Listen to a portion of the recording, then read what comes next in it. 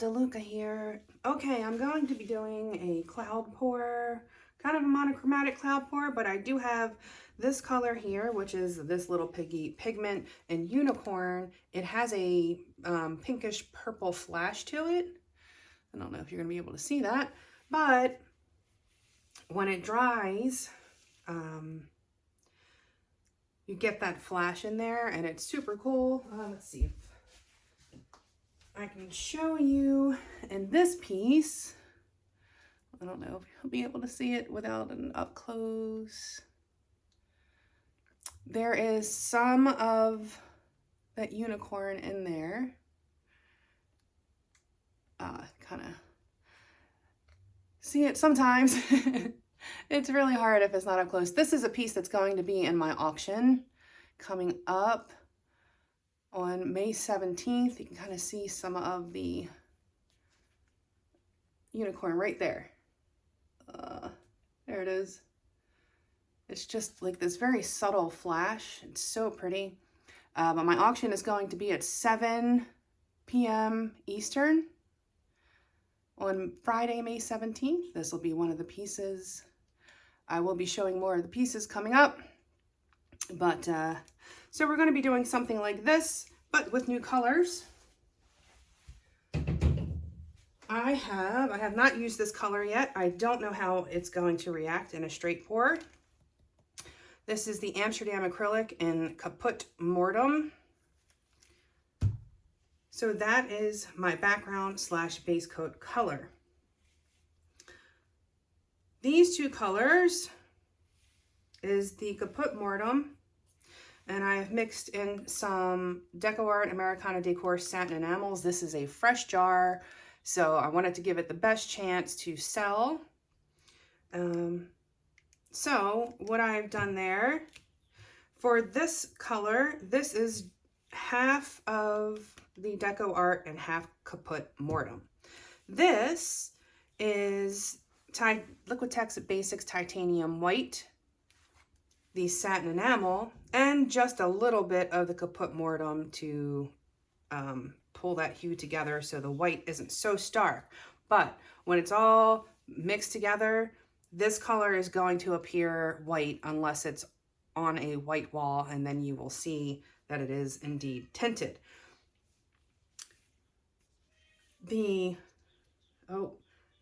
I hear the kitten. His name is no longer Darwin. It is Tucker, after Justin Tucker, the kicker for the Baltimore Ravens. He is doing well. Satchmo is not doing very well. We're going to the vet again. Oh, I am drowning in vet bills. They have been having lots and lots of issues with these kitties. Lost Bigsby, not after trying to save him, and so that was expensive, and then got the kitten, and the kitten has mycoplasm, which he gave to Satchmo. The kitten appears to be fine. Satchmo is not doing well. So back to the vet again. This is partly why the urgency to have an auction, because yeah, that credit card bill made me sweat when I paid it, and this month's is just as big. Actually, it's a little bigger. So please do come to the auction and help support my crazy cat lady, self here. So, the pigment, how I've mixed that. I put a bit of Josonja gloss varnish in the bottom of my cup while I'm wearing a mask. Very, very important. Wear a mask when you are working with pigments. So a bit of the Josonja, I add the pigment, mix the pigment in with the Josonja, and then I add some TriArt modeling paste. It's the matte modeling paste, until I get a tube paint consistency, and then I add Floetrol. So these are basically 1 part paint, 2 parts Floetrol, and then it is thinned with water until I get the consistency that I am looking for. Let's try a lighter color, make it easier to see. This is the consistency we're working with. This is about a 2 on my consistency scale. It is making a mound, but it disappears pretty quickly. And maybe you can see the flash. If I do this, there is a purple flash to that. And that is really what you see more than the blue in the pour. So that's what we're doing today. Before we get started, have you seen the Fluid Art Inspiration cards? If you have, you can fast forward about a minute. If you have not, what we have are 52 cards. There are 42 technique cards. Each technique card has an associated video here on YouTube that gives you all of the information that you need, the exact paint, brand, color, consistency, the recipe, all of the things that I can't fit onto a card. This is the picture in that video. This box contains a tip for that technique, and here at the bottom you have the color palette that was used in this painting.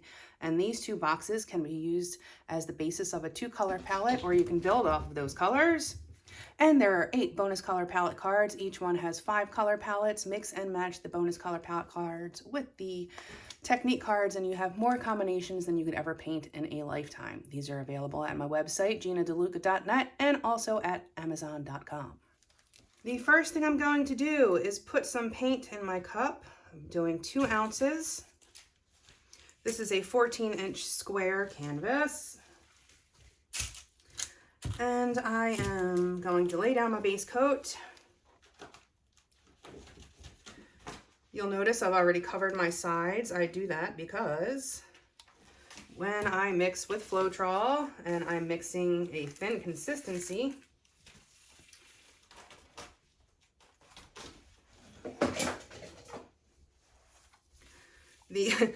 I had to grab my tool.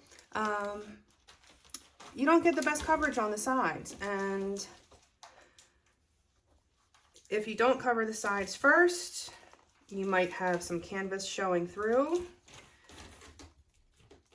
and then you might feel the need to touch that up after your painting is dry. I like to avoid having to do that. Sometimes I use custom blended colors, and then it's hard to get that perfect shade again. But also, it's just extra work. So if I just do that little bit of extra work in the beginning, it saves me a lot of extra work later on. And we lay down a base coat because we want the paints to slide around evenly and smoothly. Something has to stick to the canvas first, and if it is not your poured paint, if it is not your base coat, it's going to be your poured paint, your puddle. And the edges are what is going to stick first, and then the center of your puddle will roll over top of your edges. And sometimes the coolest stuff happens on the edges, and then you lose the ability to keep that if you wanted to. So the base coat gives you more options. It gives you a better outcome altogether. And I like to use a color that is in my painting. If I were to lay down a white base coat, I might get some white tiny bubbles popping up. After my painting is stretched and tilted, you can get some bubbles popping up from the base coat. And if it is not a color that is in your painting, it kind of looks funny. And then once again, you're going to feel the need to go fix it. That was a lesson I learned on my own by trial and error. So now I'm going to pop some of these bubbles. They don't all get popped, and that's why I like to use a color that is in my painting. Now, to put some paint in a cup, I'm going to start with the unicorn.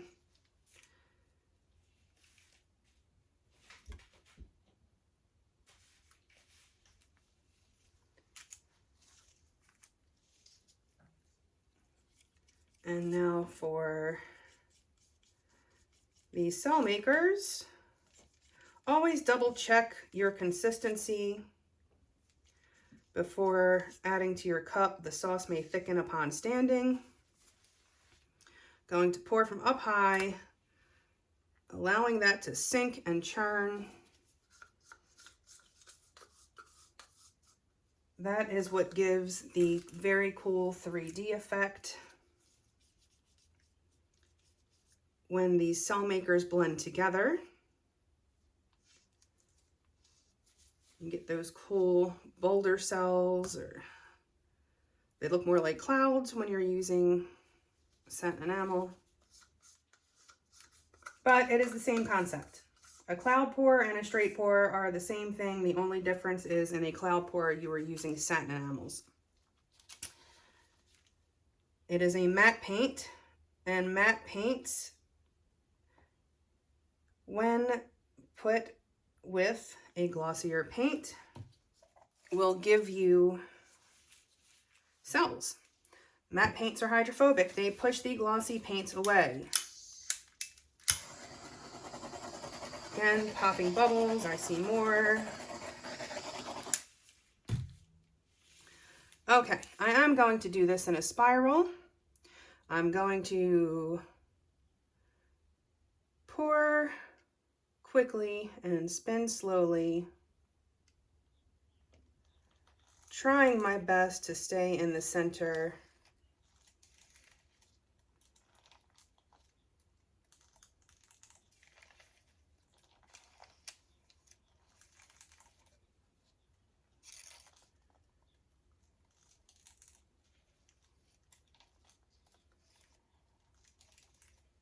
I don't want to spin too quickly because I want this to have a spiral effect. If I spin quickly, it's just going to look like a ring pour. And that's not what I'm going for. Spinning slowly will give me that awesome Fibonacci effect. And as I get towards the end, I get closer to the canvas and I spin even more slowly.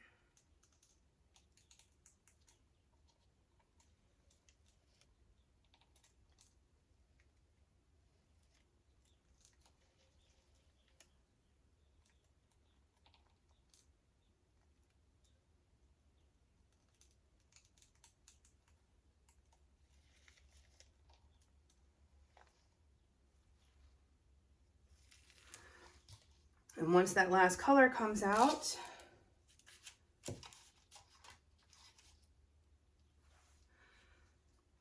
I like to shoot for 1.5 turns. Whatever the last color that I put in my cup is, tends to come out at the end, and it's just a little bit, but it is enough to create a focal point, popping bubbles. Okay, so what you're going to see here, I'm popping these bubbles. There are bubbles lying underneath this top layer. And as I pop those bubbles, it's bringing up some of that paint with it. Because the matte paints are hydrophobic, they are going to push away the other paints and these cells will grow. So I like to be patient with this part and allow these cells to develop before I spin. I could absolutely spin this out right now and still get cells. But if I wait and I am patient, I allow the cells to develop, and then when I spin, I'm stretching those cells, and it gives a very cool 3D effect. If you want big cells, let the cells develop and then tilt or spin. And this technique does create a lot of bubbles. But for what we're doing, that's actually a good thing because it's bringing up those paints from the underlying layers and giving us those groovy cells.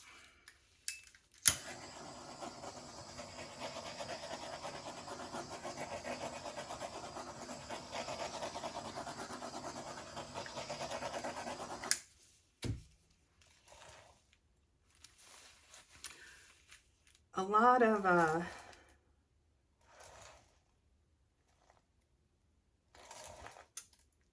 that's looking pretty cool. I know a lot of folks don't like to just sit here and watch these cells develop. You are free to fast forward. But I like to keep it real. I like to do this in real time so you can see just how long I am letting this sit.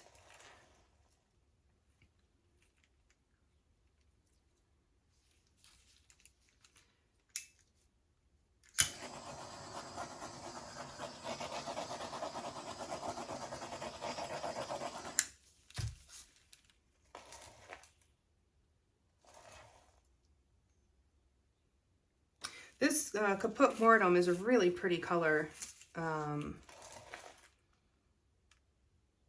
when it is blended with white or, you know, a lighter color. It's not coming out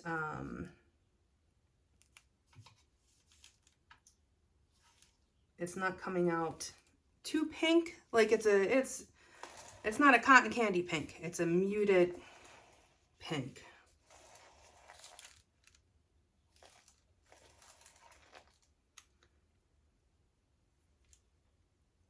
And I can see some of that unicorn in there. That is going to be very pretty if it doesn't get eaten up by cells.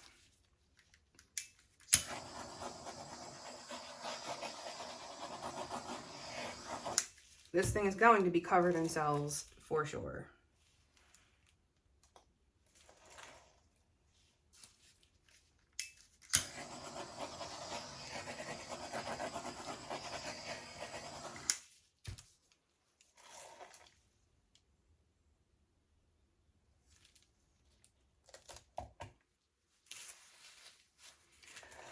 Okay, well, I think that's enough cells to work with here to get some cool 3D action. I am going to give this a twirl.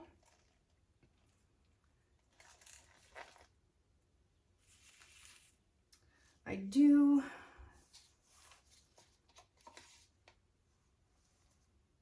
want to add a bit more of my base coat color. I have reserved a bit for this purpose. As this sits, it can kind of get a bit of a skin.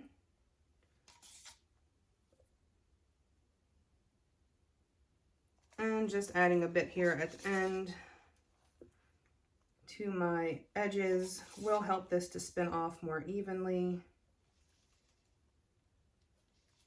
Also, I'm going to make sure that my sides are also properly lubricated,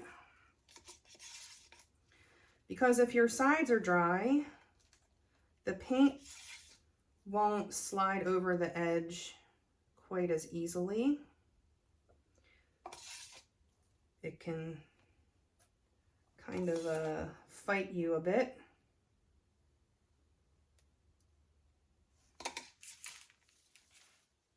So just going to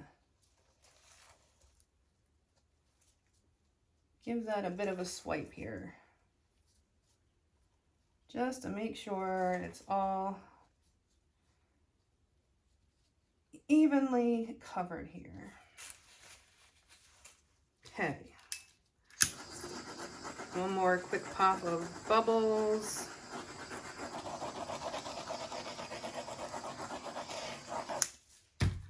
All right, and now to spin. You don't have to spin fast. The paint will get there. If you have ever had a painting that was not level, you know how much it can move over time. spot right there is being ornery. Let's fix that. How are we doing elsewhere? I think pretty good.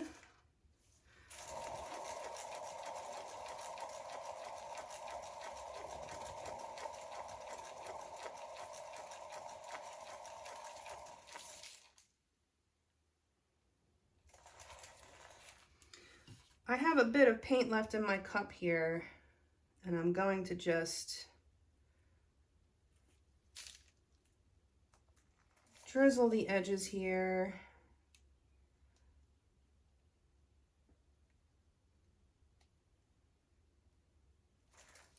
Every little bit is helpful. This is just going to get spun off, but there is no sense in just letting this go to waste in the cup.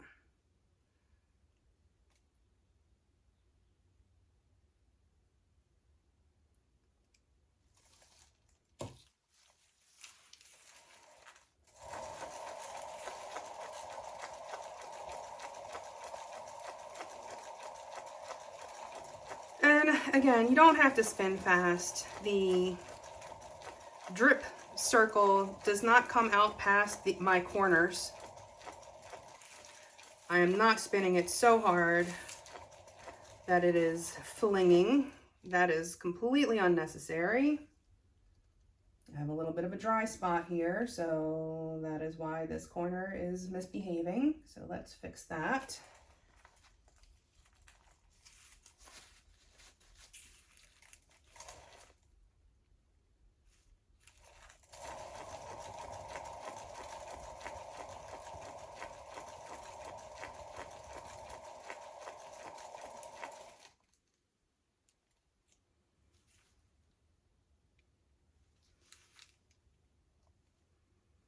Okay, I want to do a bit more.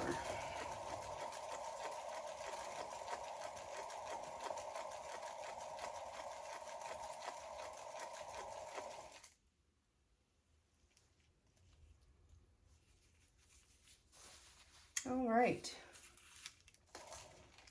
Well, that is looking good.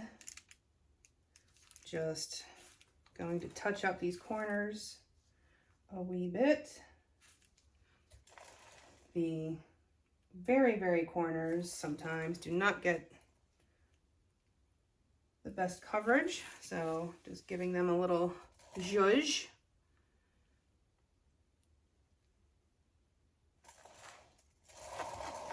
One more little spin. Okay, that is it. I'm going to leave this alone. I'm going to let this sit and do whatever it's going to do, and then I'm going to bring you in for a close-up. Back in a few. Okay, here it is. As you can see, those cells just kept expanding. And it's difficult to see if the unicorn will show up in the painting that I showed you earlier. You couldn't see it while it was wet. It's more when it dries, you can see that flash. There's a little bit you can kind of see there. So hopefully some more of that will be visible. But if not, it's still pretty darn cool. Got that awesome kind of nautilus effect in that center there. The way that the pink is showing up. Awesome 3D action going on. Some cool layered cells. Look like ripples.